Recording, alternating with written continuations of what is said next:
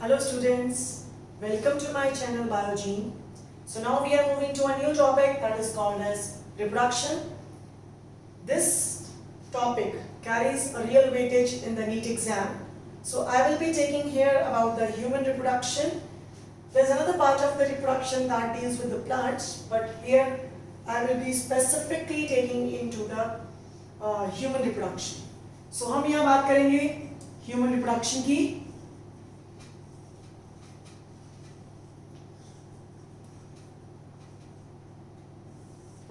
Okay, so what is the reproduction? I think so ये नाम हमने बहुत बार सुना होगा. Scientifically, reproduction is ability of an organism to produce the offsprings of their own kind. मतलब कि अपने जैसे offsprings को, बच्चों को, अपनी generation को पैदा करना is what you call reproduction. So अगर हम बात करें reproduction की definition की, तो reproduction क्या है? Ability of an organism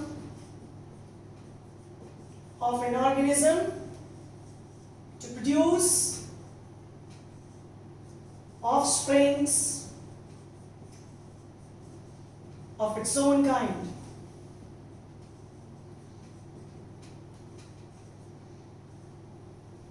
Now, reproduction को अगर हम देखा जाए तो रिप्रोडक्शन बेसिकली दो तरीके की होती है.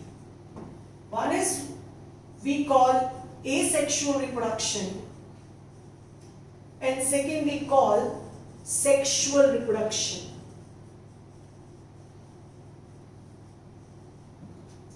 Asexual reproduction and sexual reproduction. जो asexual reproduction है, एक्चुअली जहां पे वर्ड ए आता है बायोलॉजी में, इसका मतलब होता है absent, in sexes are not involve.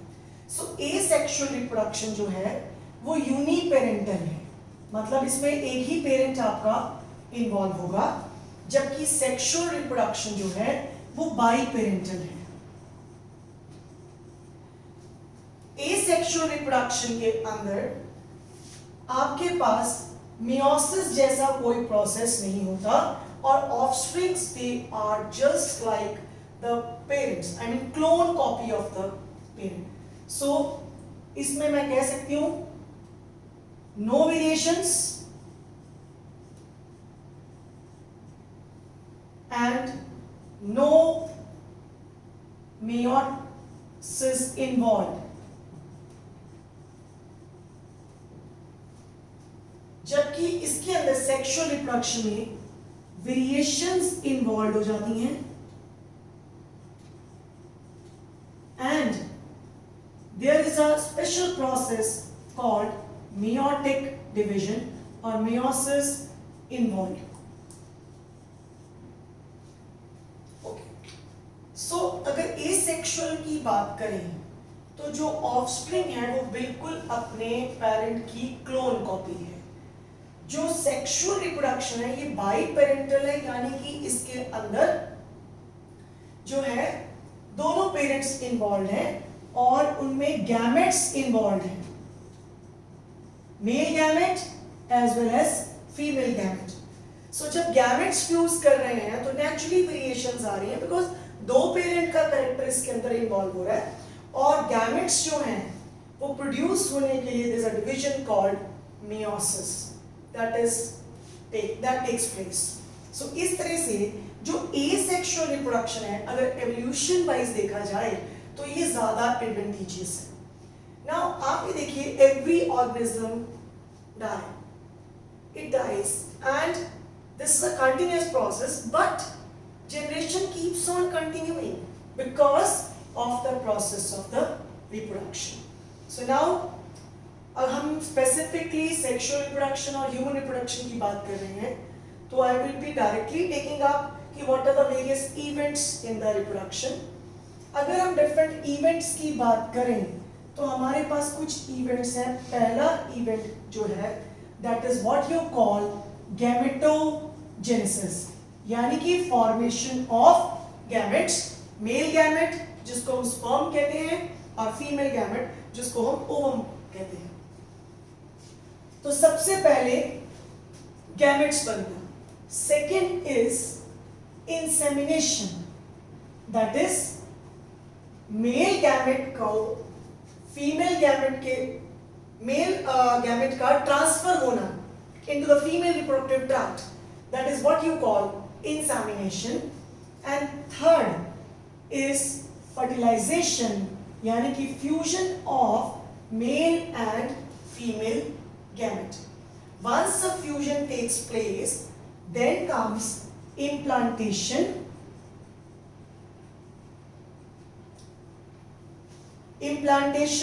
And then इसी के अंदर इम्प्लांटेशन हुई, उसका डेवलपमेंट हुआ जाइगोट का, क्लीवेज, ब्लास्टुलेशन और ये सारे प्रोसेसेस हमारे पास आने शुरू हुए और दैट वी कॉल, ये और फीटस बना, इन सारों को एक ही नाम दे देते हैं जेस्टेशन.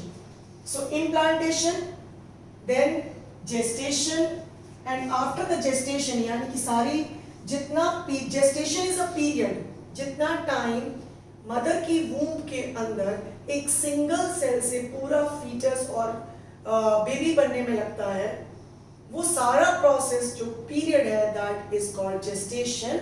और once the gestation is complete, then there is a parturition, यानी कि child birth. So after parturition अगर इवेंट्स के साथ एक एसोसिएटेड इवेंट और लेते हैं तो वो होता है लैक्टेशन, बिकॉज वो नर्सिंग के साथ आ जाता है. So gametogenesis, insemination, fertilisation, implantation, gestation, parturition and lactation. अगर हम बात करें गैमेटोजेनेसिस की, तो यहाँ पे एक चीज बताना और बनता है कि जो गैमेटोजेनेसिस है वो एक लाइफ के एक पर्टिकुलर पीरियड में जाकर होता है. जैसे कि हम कहते हैं प्यूबर्टी, प्यूबर्टी को एज है जिसमें रिप्रोडक्टिवली मेल या फीमेल जो है वो डेवलप होता है. उस टाइम पे आपका जो गैमेट है वो अपनी फुल फॉर्मेशन में आने शुरू हो जाते हैं. सो गैमेटोजेनेसिस जो है in males, gametogenesis start at puberty and then continue throughout the life. In female gametogenesis little different, ये जन्म से पहले शुरू होता है और प्यूबर्टी पे रिज्यूम होता है. इसकी डिटेल थोड़ी सी हम बाद में लेंगे, बट फिलहाल आप इतने ही पे यहीं पे खत्म कर देते हैं कि प्यूबर्टी जब आती है तो गैमेटोजेनेसिस, देन इंसेमिनेशन, फिर fertilisation, implantation, gestation, parturition and lactation. So that's just an introduction of the reproduction. Now अगर हम बात करें ह्यूमन रिप्रोडक्शन की, तो आप ये देख सकते हैं this a very well developed sexual dimorphism. Now what is that sexual dimorphism? Sexual dimorphism क्या हुआ कि भी मेल और फीमेल, सेक्सुअल डायमॉर्फिज्म जो मेल और फीमेल है वो अलग अलग दिखते हैं. They have a different characters, so that is what you call sexual dimorphism. जैसे जैसे हम लेक्चर में आगे प्रोग्रेस करेंगे हम इन टर्म्स को यूज करेंगे. Then apart from sexual dimorphism, the two processes of the reproduction in male and female, they are completely different, and जो उनकी reproductive organs हैं वो भी आपस में different हैं.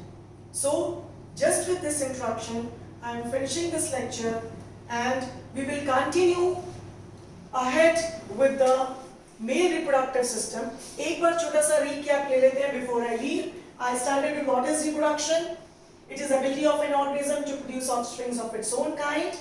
Reproduction दो तरह की, sexual और asexual. Asexual में no gametes involved, uniparental है, variations नहीं है, meiosis नहीं होती है. Sexual reproduction biparental है, दोनों parents के gametes involved हैं, variations भी आ रही हैं और evolutionary point of view से काफी beneficial भी हैं और meiosis भी इसमें involved है. When we talk about sexual dimorphism, this term basically implies the difference between male and female कि दोनों अलग अलग दिखते हैं और उनके processes भी अलग अलग हैं. So अगर हम बात करें events of reproduction की, तो basic events they involve formation of gametes, that is called gametogenesis, transfer of male gamete into female reproductive tract, that is called insemination, fusion of both gametes, to form zygote, that is called fertilization, and attachment of zygote to the female uterine wall, that is called implantation, and rest of the development of the zygote to the formation of fully developed fetus is called gestation, and after that there is a delivery of baby, that is called parturition, and there is a nursing of the baby by the process called lactation. Thank you very much. Looking forward